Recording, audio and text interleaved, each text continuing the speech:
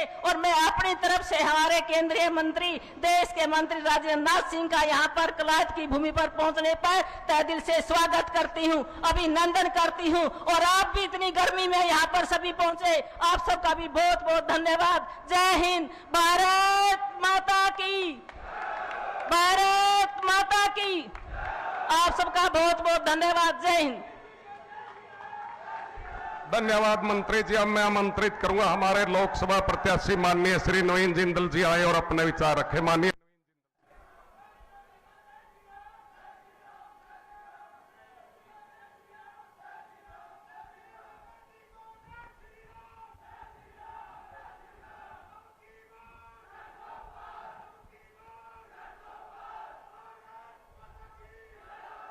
बहुत बहुत धन्यवाद साथियों।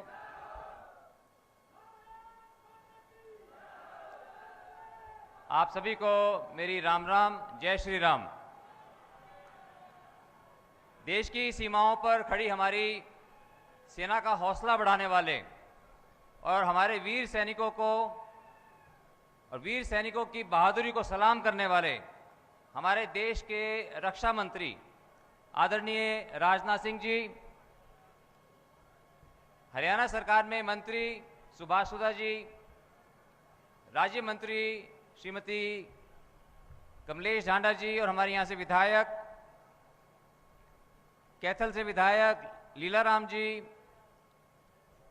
सांसद जनरल डीपी वत्स, हमारे जिला के अध्यक्ष अशोक गुजर जी, मेरे भाई और बहुत ही पुराने साथी जयदीप राणा जी, कैलाश भगत जी, चेयरमैन हैफेड, जसवंत पठानिया जी, राहुल राणा जी, रामपाल राणा जी पाडला, सुरेश राविश जी, राममेहर शर्मा जी, राजेश बिढ़ान जी, राजू कौशिक जी, कुलदीप राणा जी, मेरे भाई तुषार ढांडा, मंडल अध्यक्ष राजीव राणा जी, कपिल दीक्षित जी, मदन जी मटौर, ईश्वर सिंह जी विस्तारक, राजकमल ढांडा जी, भाई नरेश ढांडा जी किठाना, सरदार जसराज जसी जी, मंच का संचालन कर रहे सुरेश संधू जी, मंच पर उपस्थित सभी नेतागण, भारतीय जनता पार्टी के सभी पदाधिकारी, यहाँ पर सदन में उपस्थित सभी सरपंच साहिबान, सभी जिला परिषद के मेंबर्स, सभी ब्लॉक समिति के मेंबर्स, सभी पार्षदगण, सभी यहाँ पर उपस्थित मेरे सम्मानित बुजुर्गों, भाइयों बहनों, पत्रकार छायाकर बंधुओं, कपिल मुनि की इस पावन धरती पर जनता की तरफ से, आप सबकी तरफ से एक बार माननीय राजनाथ सिंह जी का जोरदार हम करतल ध्वनि से इनका स्वागत करें।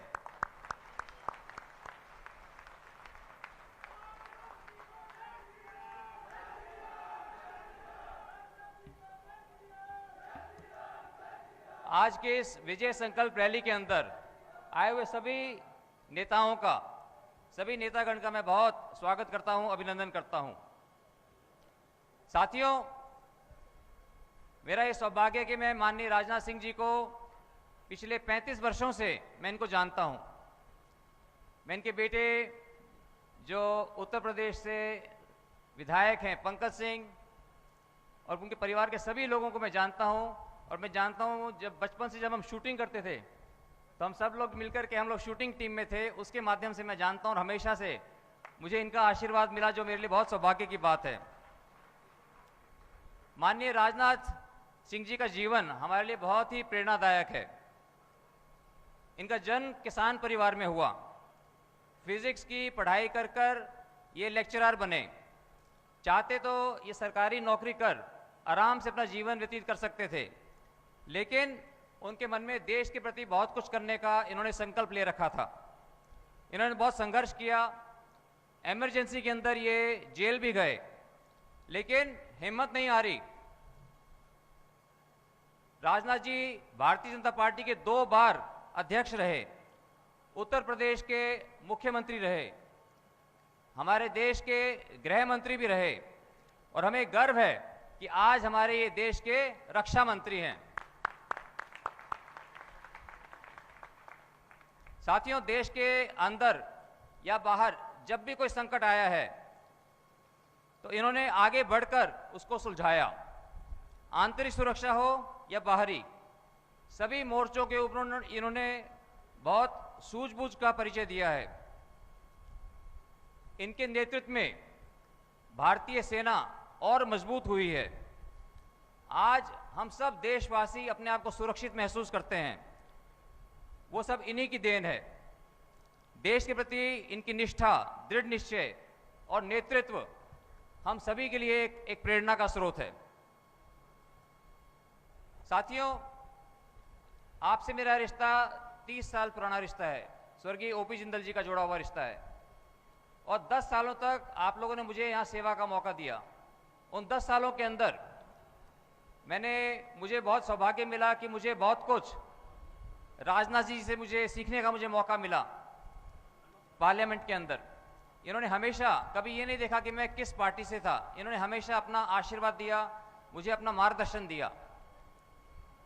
उन 10 वर्षों के अंदर मैंने कोशिश की कि संसदीय क्षेत्र के अंदर गांव-गांव में मैं काम करूं, घर-घर में काम करूं। सरकारी स्कीमों के अलावा घर-घर के अंदर 66,000 शौचालय बनाए।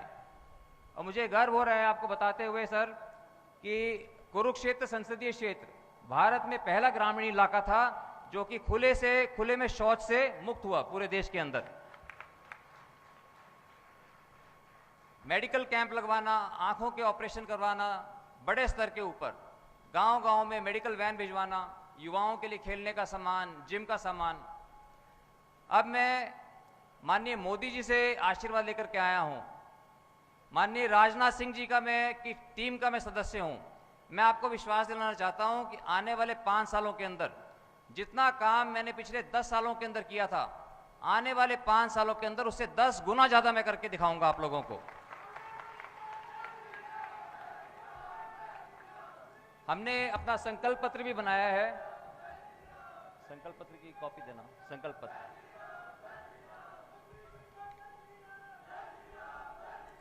और आने वाले समय के अंदर आप सब जानते हैं कि हमारा जो भारतीय जनता पार्टी का जो संकल्प पत्र है उसके अंदर हर वर्ग के लिए सौगात है। हमारे देश के यशस्वी प्रधानमंत्री माननीय नरेंद्र मोदी जी ने जो संकल्प लिया है कि हमें देश को 2047 तक हमने अपने देश को एक विकसित देश बनाना है। लेकिन मुझे पूरा विश्वास है, क्योंकि हरियाणा एक अग्रणी राज्य है, तो हम हरियाणा के अंदर आप लोगों के आशीर्वाद से हम हरियाणा को 2035 तक हम उसको एक विकसित राज्य बना सकते हैं। और हरियाणा को विकसित करने के लिए बहुत ज़रूरी होगा कि कलायत, राजौंद, बालू, ये हमारे सारा का सारा क्षेत्र, एक एक गांव विकसित हो। साथियों, आप सब जानते हैं कि बहुत से ऐतिहासिक फैसले माननीय मोदी जी ने लिए और मैं उसके बारे में, क्योंकि आप सबको मालूम है, उसके बारे में मैं समय नहीं लूँगा। हम माननीय राजनाथ जी को सुनना चाहते हैं। और सर मैं आपको ये भी बताना चाहता हूँ, जो हमारे कल तक यहाँ से सांसद थे नायब सैनी जी, आज पूरे प्रदेश की बागडोर आज नायब सैनी जी के हाथों में है, जो कि हमारा एक बहुत बड़ा सौभाग्य है। वो इस हल्के के एक एक गाँव को जानते हैं, एक एक गाँव को जानते हैं और बहुत ही विकासशील है। और जिस तरह से आपका एक सरल स्वभाव है, एक शालीन व्यक्तित्व है, उसी तरह से हमारे माननीय मुख्यमंत्री नायब सैनी जी भी हैं और सभी को वो साथ लेकर के चलते हैं। तो साथियों, इस बार मैंने निर्णय लिया है कि आपके आशीर्वाद से हम 2 वर्ल्ड क्लास प्रशिक्षण केंद्र बनाएंगे। सैकड़ों करोड़ की लागत लगाकर एक प्रशिक्षण केंद्र कैथल डिस्ट्रिक्ट में और एक कुरुक्षेत्र डिस्ट्रिक्ट के अंदर, जिसमें 10,000 युवा हर साल प्रशिक्षण पाएंगे। और मैं सर, ये हमने संकल्प पत्र बनाया है,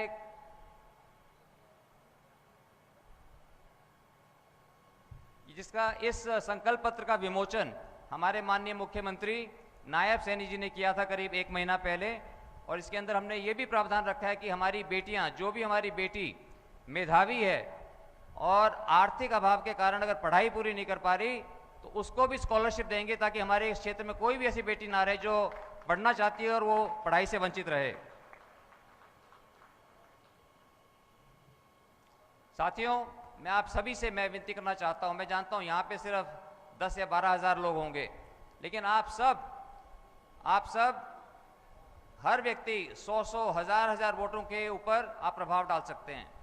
हम सबको सुनिश्चित करना है कि आने वाली 25 मई को जात पात बिरादरी से ऊपर उठकर, दलगत राजनीति से ऊपर उठकर हमें ये देखना है कि किसके हाथों में हमारे देश का भविष्य सुरक्षित होगा। और उसमें मैंने कई जगह, कई गांवों में मैं गया और सब जगह जाके मैंने ये कहा कि आप अपने जितने भी कैंडिडेट हैं आप उनका आकलन करो, और आपको लगे कि आपका भाई, आपका बेटा नवीन जिंदल, जितने भी बाकी उम्मीदवार हैं उनसे 100 गुना अगर अच्छा है, तो फिर एक तरफा करके जात पात बिरादरी दलगत राजनीति से ऊपर उठकर आप अपना आशीर्वाद नवीन जिंदल को दें, भारतीय जनता पार्टी को दें, नायब सैनी जी को दें, नरेंद्र मोदी जी को दें, ताकि हम सब मिलजुल कर हम अपने सपनों के भारत का हम निर्माण कर सकें।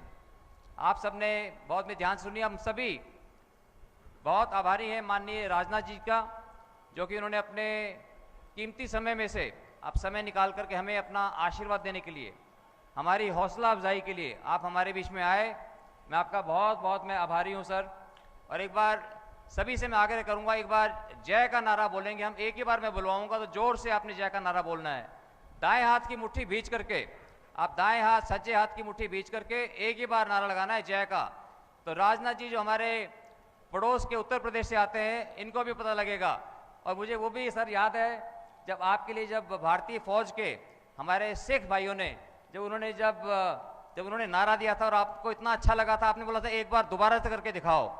तो फिर जब ये राजनाथ जी आएंगे तब एक बार दोबारा से इनके सामने लगा के दिखाना, इनको पता लगेगा कि हरियाणा के लोग, इनको जितने लोग उत्तर प्रदेश के लोग प्यार करते हैं उससे ज्यादा जो है हरियाणा के कलायत के लोग जो है इन्हें प्यार करते हैं। रेडी? आपने जय बोलना है जोर से। भारत माता की बहुत बहुत धन्यवाद। जय हिंद। धन्यवाद माननीय नवीन जी। प्रदीप बुरा जी, प्रदीप बुरा जी, एक प्रश्न।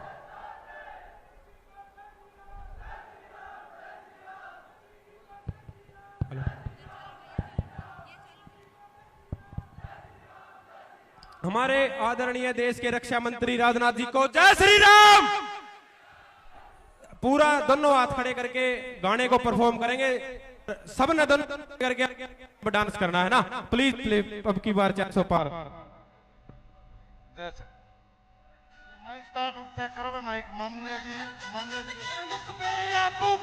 देखना चाहूं देखना चाहूं फिर से मोदी जी की सरकार देखना चाहूं, पीछे सो पार देखना चाहूं, फिर से मोदी जी की सरकार देखना चाहूं।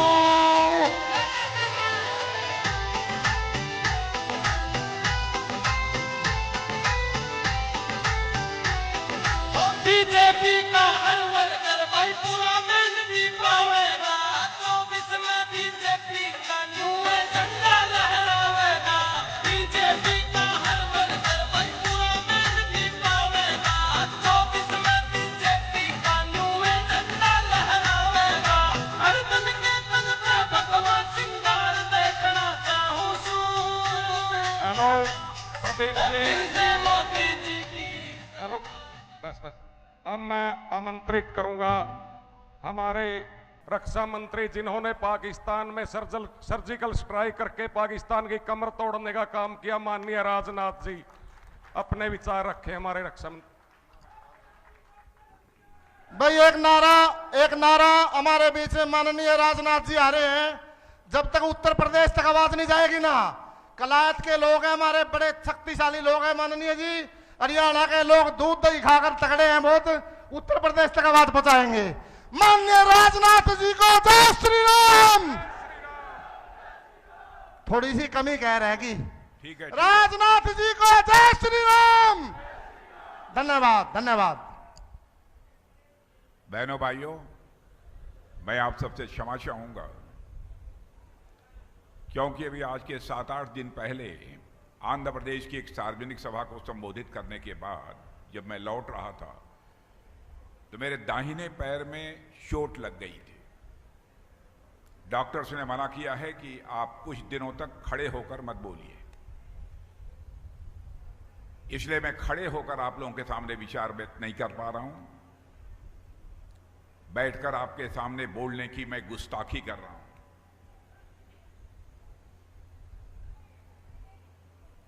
इस सभा में मौजूद आपके लोकप्रिय प्रत्याशी जो पहले भी सांसद रहे हैं और जिनको इस बार भी सांसद चुनने का आपने मन बना लिया है, श्री नवीन जिंदल,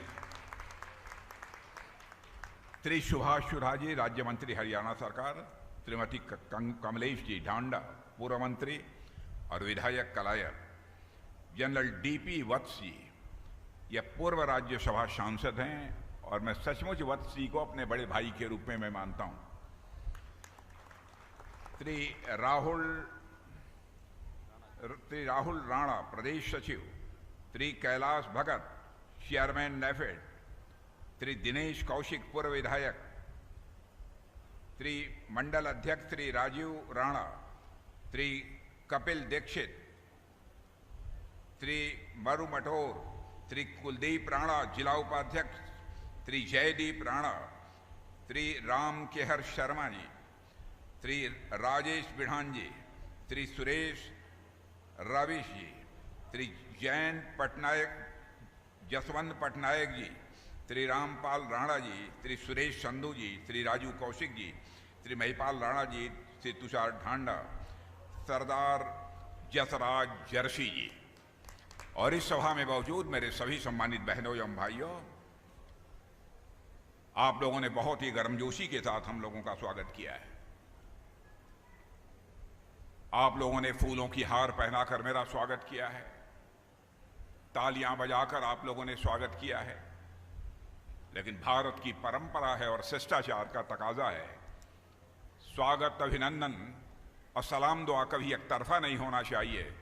इसलिए मैं भी अपनी तरफ से शीश झुकाकर आप सभी बहनों भाइयों का हार्दिक अभिनंदन करता हूं, आप सभी का स्वागत करता हूं।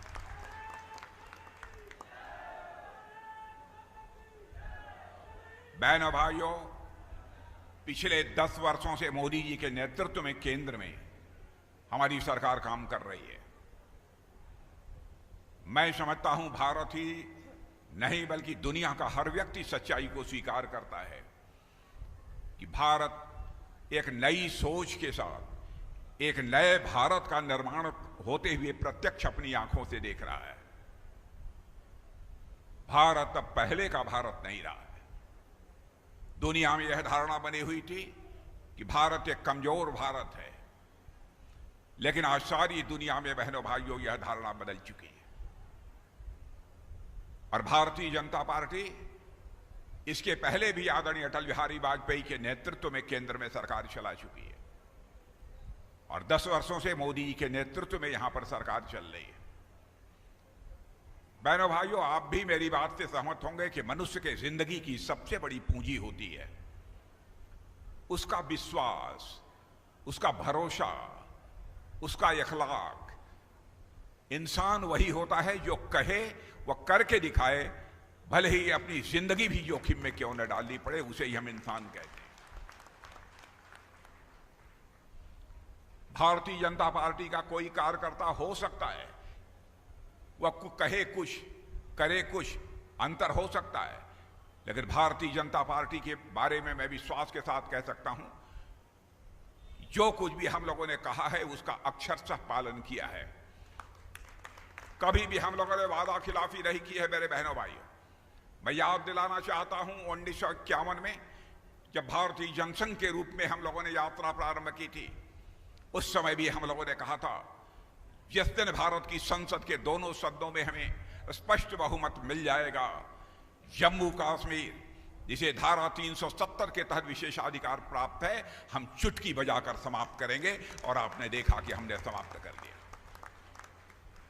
हमने कहा था 1984 से लगातार कहते चले आ रहे थे जिस दिन संसद के दोनों सदनों में बहुमत मिल जाएगा, स्वाभाविक रूप से परमात्मा की कृपा से ऐसी परिस्थितियां पैदा होंगी कि अयोध्या की धरती पर भव्य राम का मंदिर बनकर रहेगा।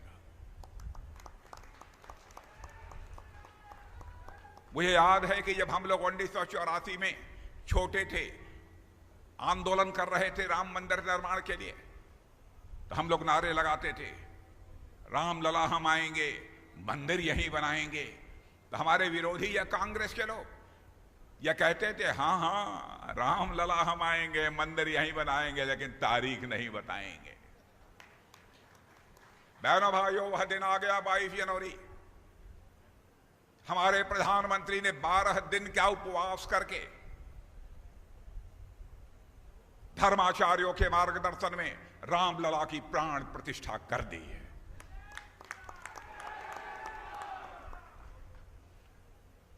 रामलला अब अपनी झोपड़ी से, अपनी कुटिया से निकलकर अपने महल में प्रवेश कर चुके हैं। बहनों भाइयों, मैं डंके की चोट से कह सकता हूं कि भारत में राम राज्य का आगाज होकर रहेगा। दुनिया की कोई ताकत रोक नहीं सकती।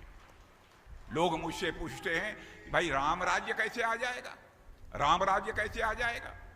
मैं मानता हूं देश में रहने वाले हर व्यक्ति के अंदर जब अपने कर्तव्य के प्रति, अपने दायित्व के प्रति एक बोध पैदा हो जाए, एक जानकारी पैदा हो जाए, उसी दिन मैं मान लूंगा कि भारत में राम राज्य आ गया।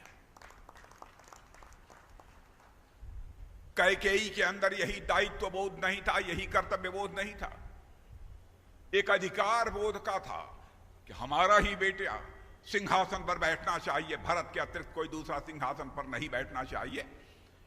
इसी कारण वहां संकट पैदा हुआ था। इसीलिए मैं अब आश्वस्त हूं, आज धीरे धीरे लोगों के अंदर अपने कर्तव्य के प्रति, अपने दायित्व के प्रति, अपनी जिम्मेदारियों के प्रति एक जागरूकता पैदा होती जा रही है। बहनों भाइयों, हमने यह भी अपने चुनावी घोषणा पत्र में कहा था, हमारी सरकार बन जाएगी तो हम 3 तलाक की प्रथा को समाप्त कर देंगे। हमारे विरोधी यह कहते थे कि साहब 3 तलाक का मामला तो यह हमारे दूसरे धर्म के लोगों का मामला है, दूसरे के धर्म के मामले में आप क्यों हस्तक्षेप करेंगे। भारत तो पंथ निरपेक्ष देश है, आपको यह नहीं करना चाहिए।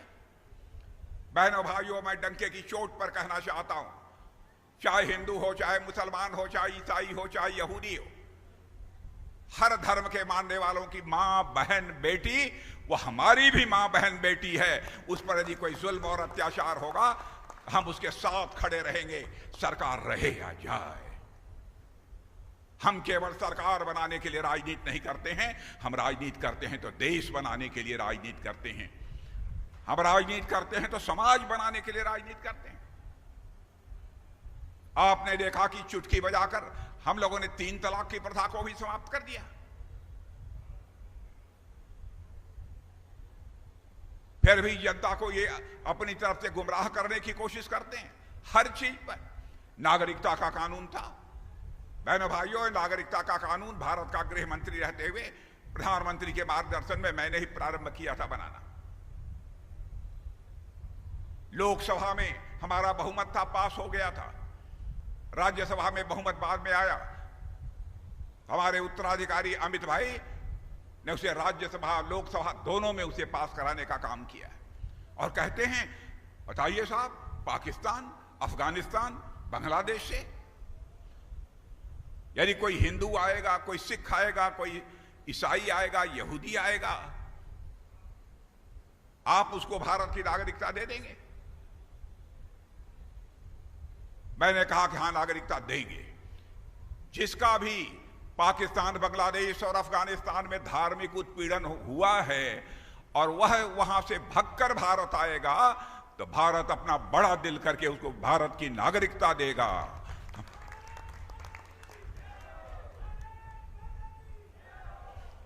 हम हिंदू मुसलमान के आधार पर कोई भेदभाव करने वाले लोग नहीं हैं।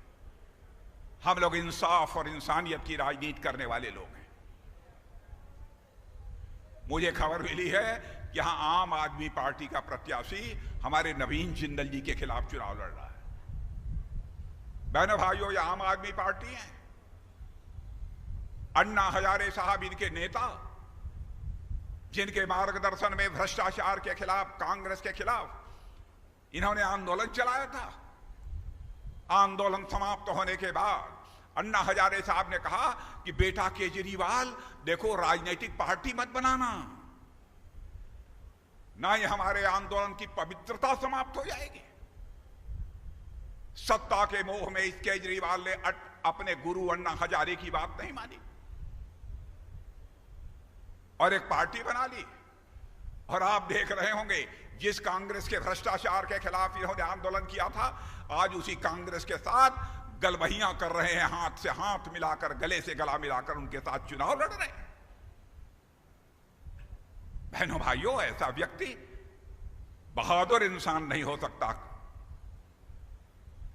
इंसान वही होना चाहिए जो कहे वह करे, प्राण जाई पर वचन न जाई, यह होना चाहिए। बराबर इन्होंने देश की जनता को धोखा दिया। कहा था इन्होंने मुख्यमंत्री बनने के बाद, कहा था कि मैं किसी सरकारी आवास में नहीं रहूंगा। आज जाकर दिल्ली में देख लीजिए, इन्होंने अपना शीश महल बनवाया है, पता नहीं कितने करोड़ों का। इस वादे को भी उन्होंने पूरा नहीं किया। अभी हाल में इन्हीं की पार्टी की राज्यसभा सांसद, महिला सांसद, मुख्यमंत्री आवास में उसके ऊपर हमला हुआ, उसके बाल पकड़े गए, खींचे गए, लात घूसे उस महिला पर चलाए गए। आज केजरीवाल की हिम्मत नहीं है एक लफ्ज भी उसके बारे में बोल दे।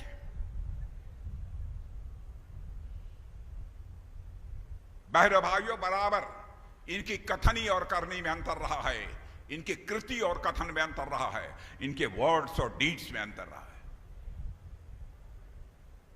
ये जो कहते हैं वह करते नहीं है। मैं तो कांग्रेस की बात करना चाहता हूं।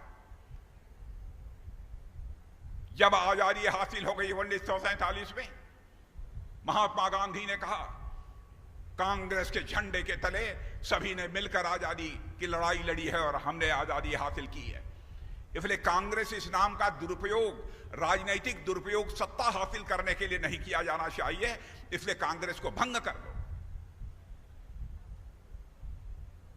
कांग्रेस के लोगों ने सत्ता के लोभ में महात्मा गांधी की बात भी नहीं मांगनी, बापू की बात भी नहीं मानी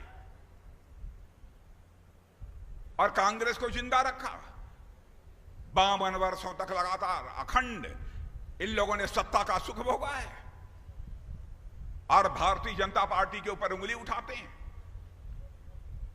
बहनों भाइयों, मैं प्रेस के दोस्तों से भी कहना चाहूंगा, हमारी कोई बात गलत हो वो अखबार के पन्नों पर लिख देंगे, हमारी गलती होगी तो मैं स्वीकार कर लूंगा, क्षमा मांग लूंगा, क्योंकि हमने जिंदगी में राजनीति की है तो जनता की आंखों में धूल झोंक कर राजनीति नहीं की है, जनता की आंखों में आंख डालकर राजनीति की है।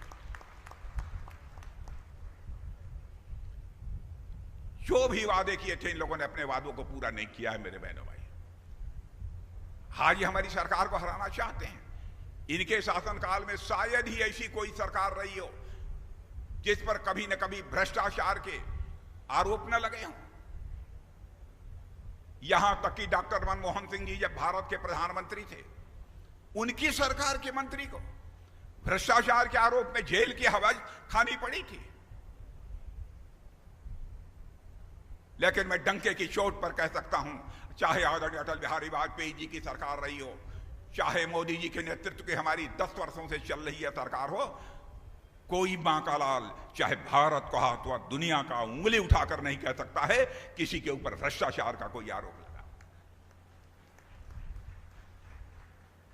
और ईडी सीबीआई यदि छापे डालती है तो कहते हैं ये मोदी जी देखिए छापे डलवा रहे हैं, लोगों के ऊपर, विरोधियों पर छापे डलवा रहे हैं। बहनों भाइयों, ईडी सीबीआई वो कभी भी हमारे प्रधानमंत्री ने, हमारी सरकार के लोगों ने नहीं कहा है फला पर छापे डालो, फला पर मत डालो। और आपके यहां छापे डलाई तो आपके यहां माल मिल क्यों रहा है? सवाल यह है। बराबर भ्रष्टाचार को इसे हिंदुस्तान में कांग्रेस ने बढ़ावा दिया, बराबर बढ़ावा दिया।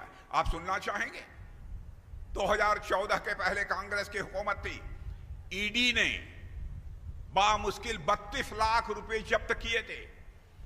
भ्रष्टाचार के खिलाफ कार्रवाई कैसे की जाती है अब देखिए। 2014 के बाद ईडी और सीबीआई ने जो कार्रवाई की है बहनों भाइयों, तो कांग्रेस के समय केवल 32 लाख रुपए जब्त हुए थे। हमारी सरकार के शासनकाल में 22,000 करोड़ रुपए ईडी सीबीआई ने जब्त किए। कहां से यह पैसा आ रहा है? यहां तक कि 1 लाख करोड़ रुपए से अधिक की संपत्ति को जब्त किया।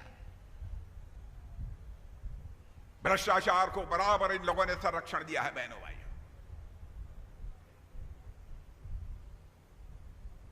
मुझे याद है कि राजीव गांधी जी भी भ्रष्टाचार को लेकर एक बार चिंता व्यक्त करते हुए उन्होंने कहा, क्या करूं, मैं देश का प्रधानमंत्री हूं, दिल्ली के बैंक से 100 पैसा मैं नीचे भेजता हूं, लेकिन बामुश्किल 14 पैसा लोगों की जेब में पहुंच पाता है, 86 पैसा या भ्रष्टाचार की भेंट चढ़ जाता है। देश का प्रधानमंत्री होने के बावजूद उन्होंने हम लाचारी व्यक्त की थी। मैं राजीव गांधी जी के ऊपर कोई आरोप नहीं लगा रहा हूं, मजबूरी जाहिर की थी। लेकिन बहनों भाइयों, देखा हमारे 56 इंच सीने के प्रधानमंत्री ने चुनौती को स्वीकार किया और जनधन, आधार और मोबाइल की ऐसी त्रिमूर्ति तैयार कर दी कि आज दिल्ली के बैंक से 100 पैसा चलता है तो 100 का 100 पैसा आपकी जेब में। भ्रष्टाचार भाषण देकर समाप्त नहीं किया जा सकता। भ्रष्टाचार को कम करना है, सिस्टम में बदलाव लाना पड़ेगा, व्यवस्था में बदलाव लाना पड़ेगा, और वह काम हम लोगों ने प्रारंभ किया है। परिणाम बहनों भाइयों अब दिखने लगे। अब जैसे 5 किलो राशन मुफ्त मिलता है, कोई मां का लाल इसमें गड़बड़ी करने की हिम्मत कर सके? मैं आपसे पूछना चाहता हूं, 5 किलो हर महीने आपके परिवार में राशन हर व्यक्ति मिलता है कि नहीं मिलता है? मिलता हो तो हाथ उठाइए, न मिलता हो तो मत हाथ उठाइए। क्या 1 छटांग 2 छटांग भी कोई कम करने की हिम्मत कर पाता है? कलेजा चाहिए, बड़ा कलेजा चाहिए भ्रष्टाचार पर अंकुश लगाने के लिए। और बहनों भाइयों, इस सच्चाई को भी मैं जानता हूं, एक परिवार में यदि 4-5 सदस्य हैं तो 4-5 सदस्य सभी 5-5 किलो लेते हैं मुफ्त का राशन। आप लोग चुप्पी साधे हैं, मेरी बात सही हो तो ताली बजाइए, गलत हो तो मत बजाइए। और इतना ही नहीं, खाते भी हैं, बच जाता है तो बगल की दुकान में ले जाकर बेच भी देते हैं।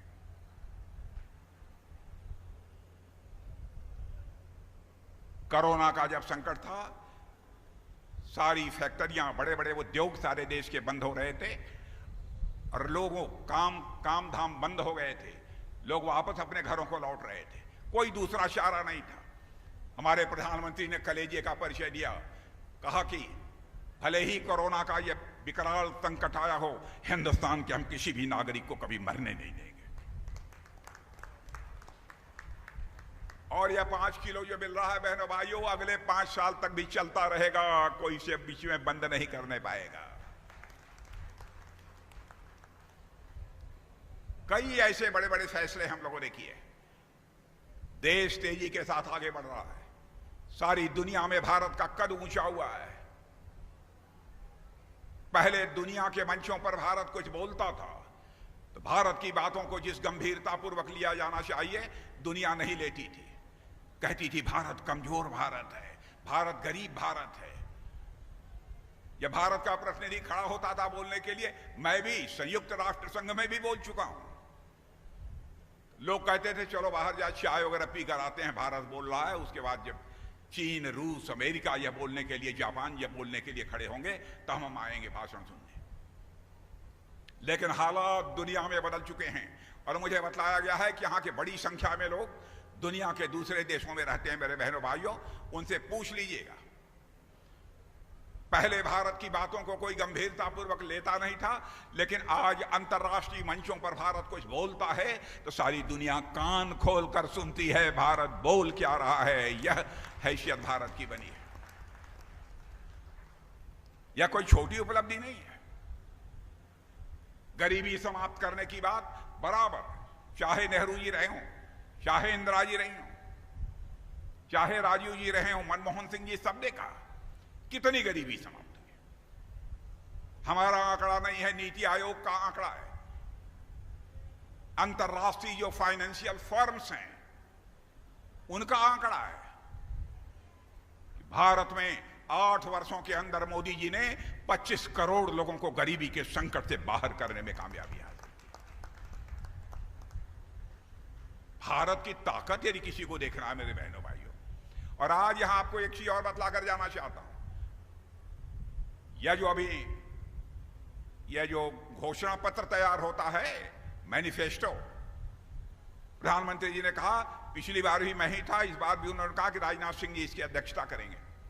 उन्होंने मुझसे व्यक्तिगत रूप से कहा, राजनाथ जी इस बार देख लीजिएगा, आयुष्मान भारत कार्ड कोई किसी जाति का हो, किसी भी पंथ का हो, चाहे उसकी जो भी आमदनी हो, यदि उसकी उम्र 70 साल से ऊपर की हो गई हो, एक परिवार में से 4 सदस्य हो, तो सबका 5 लाख रुपए का प्रतिवर्ष मुफ्त इलाज किया जाएगा। यह भी व्यवस्था हम लोगों ने कर दी। तो बहनों भाइयों, सब मिला जुलाकर मैं कहना चाहता हूं, भारत की ताकत दुनिया में बहुत तेजी के साथ बढ़ी है। बैंकों का जहां तक सवाल है, जिस बैंक से आप पैसा लेते हैं वो घाटे में चल रहे थे। आज हमारे बैंक 3 लाख करोड़ रुपए के मुनाफे में हैं। सरकार कैसे चलाई जाती है, सरकार चलाने की कला क्या है, या किसी को सीखना है तो भारतीय जनता पार्टी ये सीखे। यह करके हम लोगों ने दिखाया है। और बहनों भाइयों, आप कहेंगे कि आप भारत को बनाना क्या चाहते हैं? भारत को हम विकसित भारत बनाना चाहते हैं, लेकिन भारत को हम विश्व की महाशक्ति भी बनाना चाहते हैं। यदि भारत को विश्व की महाशक्ति हम बनाना चाहते हैं, तो दुनिया के दूसरे देशों पर आक्रमण करने के लिए नहीं, दुनिया के दूसरे देशों पर कब्जा करने के लिए हम महाशक्ति नहीं बनना चाहते। हम महाशक्ति बनना चाहते हैं तो विश्व के कल्याण के लिए बनना चाहते हैं। मेरे बहनों भाइयों, सबके कल्याण के लिए। हमारे देश के ऋषि और मनीषियों ने ही वसुधैव कुटुंबकम का संदेश सारे विश्व को दिया है कि भारत की सीमा में रहने वाले लोग ही हमारे परिवार के सदस्य नहीं हैं, बल्कि पूरे विश्व की धरा पर रहने वाले लोग हमारे परिवार के सदस्य हैं। हम महाशक्ति बनना चाहते हैं तो विश्व के कल्याण के लिए। यही कांग्रेस, हमारे सेना के पूर्व सैनिक भाई यहां पर बैठे होंगे, हरियाणा के बड़े लोग सेना में काम करते हैं। हमारे यहां पर जो है पूर्व सांसद जी बैठे हैं, उनका भाषण भी आप लोगों ने सुना होगा। इनके लिए बराबर जब चुनाव आता था, कांग्रेस कहती थी OROP हम लागू करेंगे, 500 करोड़ रुपए का प्रोविजन हमने बजट में कर दिया। 500 करोड़ में OROP। बहनों भाइयों, सेना के जवानों को भी धोखा दे रहे थे। इसी हरियाणा की धरती पर बहनों भाइयों, हमारे प्रधानमंत्री, उसमें प्रधानमंत्री नहीं थे, प्रधानमंत्री के उम्मीदवार थे, मैं पार्टी का अध्यक्ष था, आकर उन्होंने डंके की चोट पर घोषणा कर दी, हमारी सरकार बनेगी तो 1 रैंक 1 पेंशन लागू करेंगे। वह करके हम लोगों ने दिखा दिया। जो कहा हम लोगों ने सब किया। और आज मैं कहना चाहता हूं, देश का रक्षा मंत्री होने के नाते, बहनों भाइयों, सेना के जवानों पर कि शौर्य और पराक्रम पर पूरा भरोसा रखना। भारत आज हमारा कमजोर भारत नहीं है, भारत अब दुनिया का ताकतवर देश बन चुका है।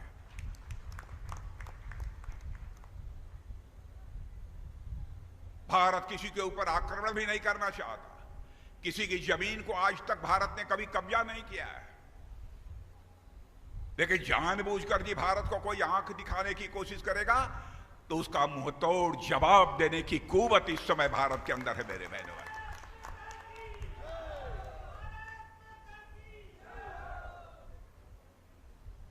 हर तरीके से भारत मजबूत हो रहा है।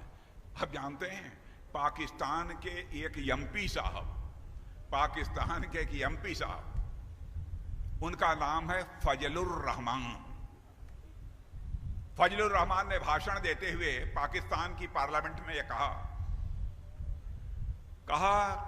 ऐ मेरे पाकिस्तान भाइयों, भारत तो विश्व की महाशक्ति बनता जा रहा है, लेकिन पाकिस्तान अपनी बर्बादी को बचाने के लिए दुनिया के सामने हाथ फैलाकर भीख मांग रहा है। कल्पना करिए, विभाजन हुआ था, वह भी भारत का हिस्सा था, उसकी क्या हालत बना रखी है वहां के हुक्मरानों ने, और भारत का आज कहां है। बहनों भाइयों, हम लोग जीते हैं तो देश के लिए जीते हैं, समाज के लिए जीते हैं, परिवार के लिए भी करते हैं, लेकिन समाज और देश हित यह भी हमारी प्रायोरिटी है।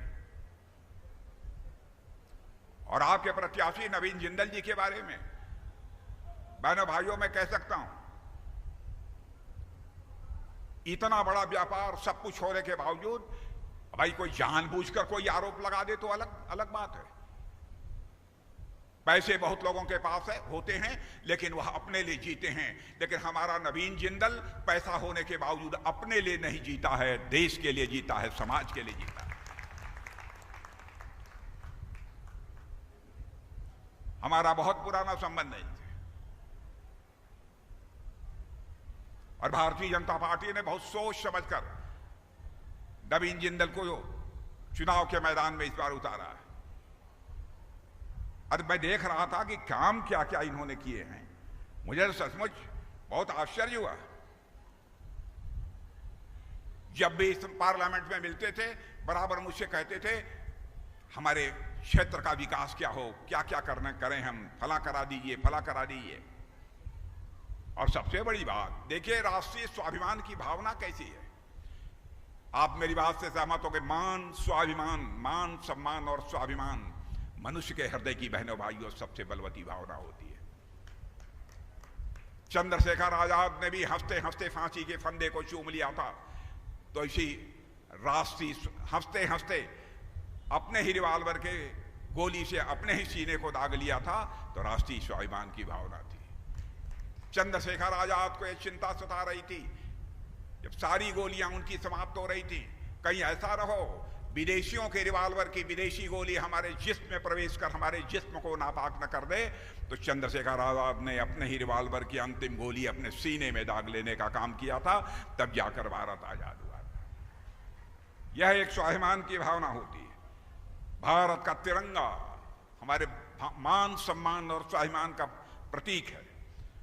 हर भारतीय वो तिरंगा फहराने का मौलिक अधिकार यह मिलना चाहिए। इसके लिए कानूनी लड़ाई भी हमारे नवीन जिंदल जी ने लड़ी है। उन्नत खेती के बारे में लोगों के अंदर जागरूकता पैदा करना, इस दृष्टि से भी बराबर उन्होंने काम किया है। और खाद्य सुरक्षा कानून के लिए प्राइवेट मेंबर बिल, सत्ता में नहीं थे फिर भी प्राइवेट मेंबर बिल ला दिया। यह कानून बनना चाहिए ताकि भूख से कोई मरने ना पाए। लेकिन इनके बिल लाने के पहले ही मोदी जी ने एकदम समझ लिया, पक्का कर दिया कि इस देश में कोई भूख से नहीं मरने पाएगा। बहनों भाइयों, इस अवसर पर ज्यादा कुछ नहीं कहना चाहता। आप लोग क्या सोचे हैं? कुछ सोचा है कि नहीं? आप लोगों ने नहीं सोचा है? कुछ सोचा है कि नहीं? क्या सोचा है? अरे बहनों भाइयों, मत, अब तो मैं कहता हूं व्यक्ति को मत देखिए। एक घटना सुनाकर अपनी बात में समाप्त करूंगा। रूस और यूक्रेन के बीच इस समय युद्ध चल रहा, आपको मालूम है? मालूम है कि नहीं? 2 साल से अधिक का समय हो गया। और मुझे याद है कि जिस समय रूस और यूक्रेन का युद्ध प्रारंभ हुआ था, बराबर रूस की तरफ से भी बम, गोले, तोप, मिसाइल चल रहे थे, यूक्रेन की तरफ से भी चल रहे थे। लेकिन यूक्रेन में हमारे भारत के बड़ी संख्या में बच्चे, कोई मेडिकल की पढ़ाई कर रहा था, कोई इंजीनियरिंग की कर रहा था, कोई मैनेजमेंट का कोर्स कर रहा था। उनके माता पिता ये बहुत परेशान हुए, कहीं ऐसा न हो रूस कोई बम, तोप, गोला, मिसाइल चला दे और हमारे बच्चों की जिंदगी खतरे में पड़ जाए यूक्रेन में। तो आंखों में आंसू लेकर उनका प्रतिनिधिमंडल हमारे प्रधानमंत्री से मिला। और बहनों भाइयों, मैं इस बात का साक्षी हूं, प्रधानमंत्री ने क्षण भर की देर नहीं लगाई और उन्होंने रूस के राष्ट्रपति मिस्टर पुतिन से बात की और यूक्रेन के राष्ट्रपति जेलेंस्की से बात की। और आप यह जानकर आपको बेहद खुशी होगी, जो ही हमारे प्रधानमंत्री ने दोनों देशों के राष्ट्रपतियों से बात की, मेरे बहनों भाइयों, 4.5 घंटे के लिए युद्ध रुक गया और हमारे 22,500 बच्चे वहां से चलकर भारत आ गए। मैं ऐसे ही नहीं कह रहा हूं कि भारत अब ताकतवर भारत बन चुका है। तर्क है हमारे पास, तथ्य हैं हमारे पास। इसलिए मैं आप लोगों को अपील करना है, देश का मस्तक ऊंचा हो रहा है, भारत का झंडा भी दुनिया में ऊंचा हो रहा है। बहनों भाइयों, आप सभी का समर्थन हम सबको प्राप्त होना चाहिए। कमल का फूल, अब देखिए, आप ये कहेंगे कि भाजपा वालों ने कमल का फूल क्यों चुना? कोई चरखा लिए हुए था, कोई पंजा लिए था, कोई यहां झाड़ू लिए हुए है, बताइए। अरे भाई ये बताओ, हाथ हिला के कभी लक्ष्मी जी घर में आएंगे? चरखा चलाते हुए लक्ष्मी जी घर में आएंगे?